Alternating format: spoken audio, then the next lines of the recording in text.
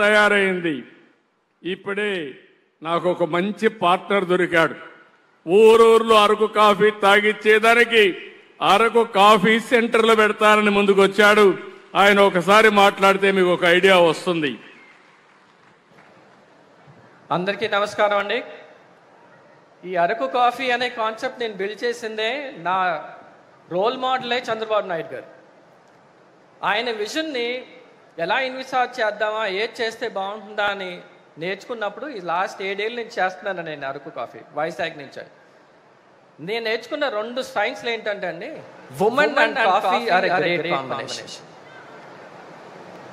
అది మనం ఎంత మార్చుదామన్నా, ఎంత మాస్టర్ షెఫ్ అబ్బాయి అవ్వాలన్నా ఆ సైన్స్ ఎంత మార్చుదామన్నా తర్వాత దాని తర్వాత చుట్టుపక్కల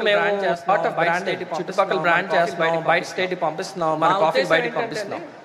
మా ఉద్దేశం మన సొంత ఊర్లో పండే పంట మనమే చేయలేకపోతే, మనమే ఎంజాయ్ చేయలేకపోతే ఇంకా దాని ఫాయిదా ఉంది అనే పాయింట్ మీద నాకు మేడం వాళ్ళు వచ్చి, రామ్ ఇలా కాదు, మన ఉమెన్ ఆంటర్ప్రెన్యూర్స్ ఉన్నారు, మనం కలిసి చేద్దాం అని మాట్లాడినప్పుడు నేను సార్తో ఎంఓయూ సైన్ చేసి మాట్లాడుతున్నప్పుడు, సార్ నేను ఒక 100 coffee shops exclusively for women చేద్దాం అంటే సార్ అన్నారు 100 సరిపోదండి, మన దగ్గర ఆడబిడ్డలు చాలామంది ఉన్నారు, సో ఎన్ని చెయ్యాలో నేను చెప్తాను అన్నారు.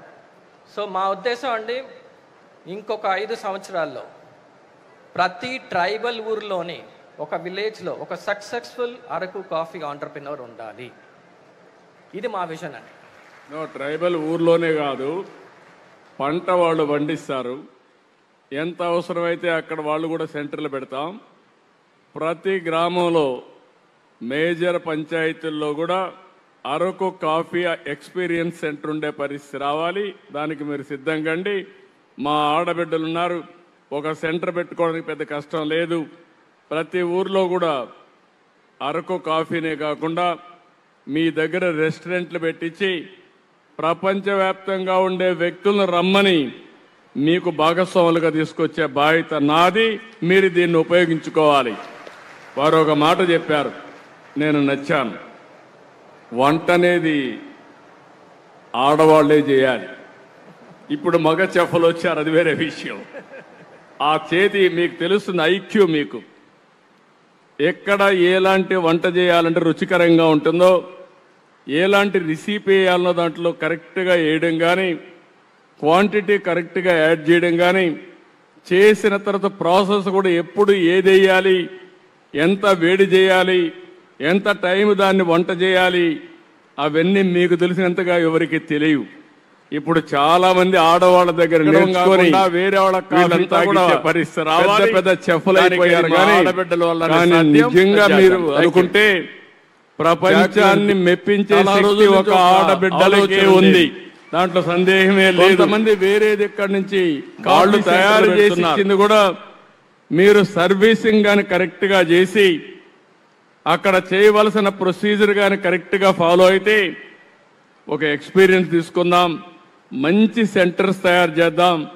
ఇటీవల నాకు చాలా రోజుల నుంచి ఒక ఆలోచన ఉండేది, కొంతమంది వేరేది ఎక్కడి నుంచి కాఫీ సెంటర్లు పెడుతున్నారు. ఈరోజు స్టార్ బక్స్ ఉంది. ఒక రోజున నా అరకు కాఫీ ఒక మరో స్టార్ బక్స్ కావాలని చెప్పి మనస్ఫూర్తిగా ఆశిస్తున్న ఇంటర్నేషనల్ బ్రాండ్ కావాలి.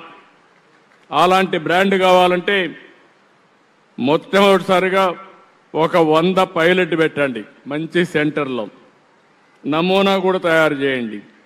అది అయిన తర్వాత మీరు దీంట్లో ఎక్స్పీరియన్స్ చేయడానికి మీరు చూశాను, ఇప్పుడు చాక్లెట్స్ తయారు చేశాడు. ఒక చాక్లెట్ తింటే కాఫీ తాగిన అనుభవం వస్తుందని. అదే మాదిరిగా అరకు కాఫీ జెల్ తయారు చేశాడు.